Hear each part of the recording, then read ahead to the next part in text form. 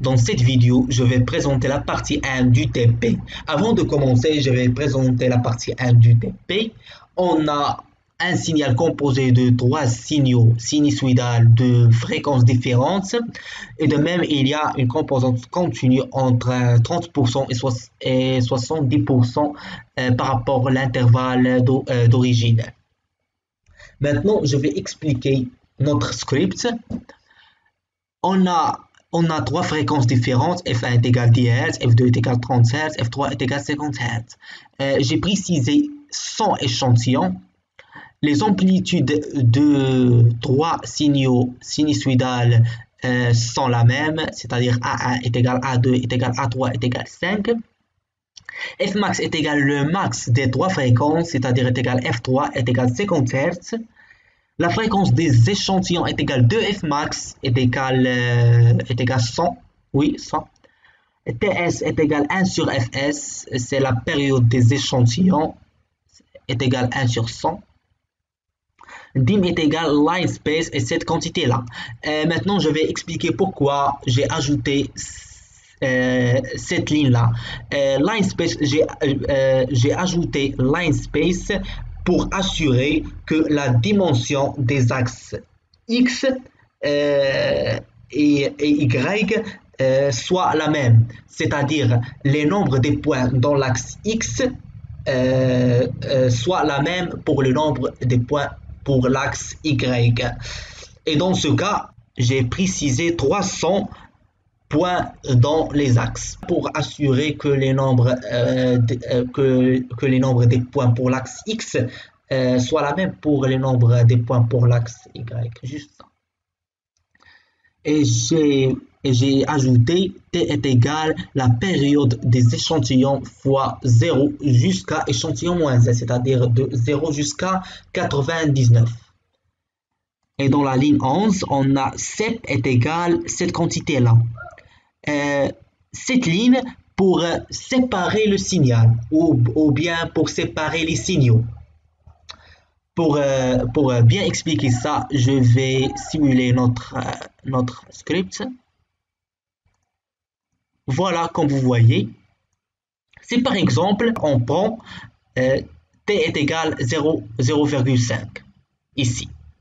Donc pour le deuxième signal, soit t plus échantillon fois ts, c'est-à-dire t est égal 0,5 plus échantillon qui est égal 100 fois 1 sur 100. Ça devient 1 plus 0,5, ça devient 1,5. Donc voilà, le maximum de ce signal se trouve dans la période 0,5. Donc le maximum du deuxième signal, ça devient dans la période 1,5. Et pour le troisième signal, c'est la même. On a T, c'est-à-dire 0,5, plus 2 fois échantillon fois TS, c'est-à-dire 2 fois 100 fois 1 sur 100 est égal 0,5 plus 2 est égal 2,5. Donc bien, juste cette ligne pour séparer les signaux, les trois signaux. Maintenant, on a TP est égal Gaussian échantillon 3. Gaussian, c'est une fenêtre gaussienne, c'est-à-dire pour prendre une quantité de signal avec échantillon, c'est-à-dire longueur du fenêtre, et 3, c'est le facteur de largeur, c'est-à-dire pour séparer le signal, c'est 3. Par exemple, on a ici pack.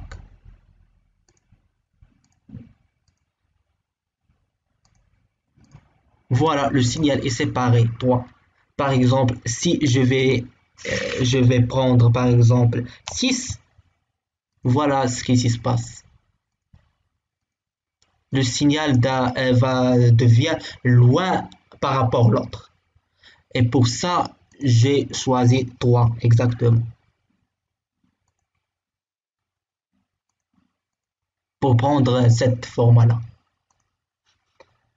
et on a TP est égal TP point. Maintenant, je vais spécifier ou je vais prendre, c'est-à-dire je vais préciser la fenêtre gaussienne dans le signal avec x1 est égal le signal x1 fois la fenêtre gaussienne, de même pour x2 et pour x3. Et ici, c'est le classement, c'est-à-dire l'ordre des signaux. On a x1, c'est le premier, x2, c'est le deuxième, et x3, c'est le troisième. C'est juste l'ordre.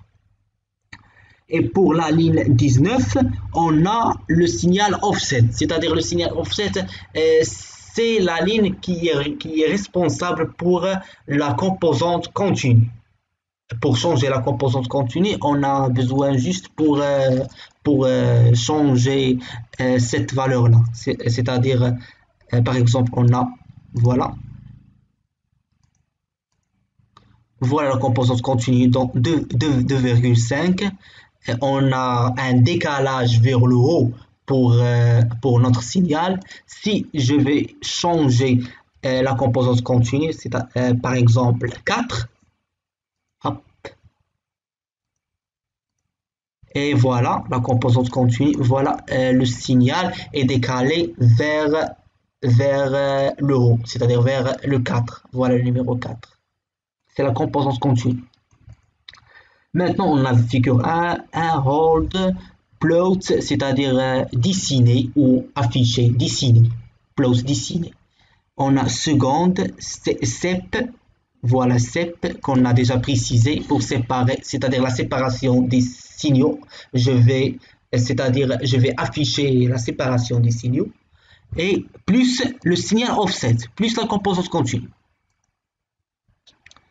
On a title, c'est juste le titre, X label, on a le temps, la police, le volume du police, c'est-à-dire grande, petite. J'ai précisé 18. Maintenant, j'ai ajouté X Hilbert. X Hilbert, c'est pour l'analyse fonctionnelle, pour annuler les allures des fréquences négatives et reste juste les allures des fréquences positives avec l'amplitude des allures des fréquences positives va doubler, c'est-à-dire l'amplitude va doubler, c'est-à-dire l'amplitude des allures des fréquences négatives va ajouter à les amplitudes des allures des fréquences positives. Comme on a ici par exemple. Voilà. Voilà l'analyse fréquentielle. On a juste la partie positive. Si par exemple je vais faire un commentaire ici. Hop.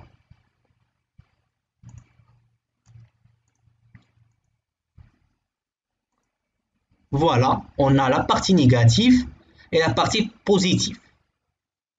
Et pour annuler cette partie-là, voyez l'amplitude c'est 2 et ici c'est 1 et après l'élimination des amplitudes des fréquences des allures des fréquences négatives, les amplitudes les amplitudes des allures des fréquences positives va doubler, c'est-à-dire l'amplitude là va devient 2 et l'amplitude là va devient 4 après l'ajoutation de fonction Hilbert, comme on a ici.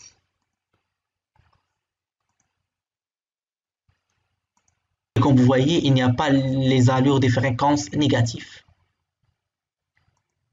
Maintenant, dans la figure 2, on va dessiner les allures des fréquences, c'est-à-dire la décomposition de série de Fourier. On va afficher l'analyse fonctionnelle, fréquentielle plutôt. Et voilà, on a ajouté cette fonction-là ou ce code-là, instFreg. Ce code permet de faire une analyse temps-fréquence. Vous voyez, c'est-à-dire une analyse, c'est-à-dire le signal devient en relation entre le temps et la fréquence. Et aussi, bien sûr, il y a l'énergie ou le power en décibels. Voilà. Voilà notre signal qui est en rouge. Et voilà la fréquence. L'axe des ordonnées représente les fréquences en Hertz et l'axe des abscisses représente le temps en secondes. Et l'axe Z représente l'énergie power en décibels. Voilà, par exemple, si je vais préciser une point, par exemple là, de ce signal-là, hop, voilà, pour 7 points-là, on a pour le temps 1,39 secondes et pour la fréquence, on a 30,606 Hz et pour le power est égal à 14,85 décibels. Et de même pour tous les points, comme vous voyez. On a une analyse temps-fréquence, une analyse fréquentielle et une analyse temporelle.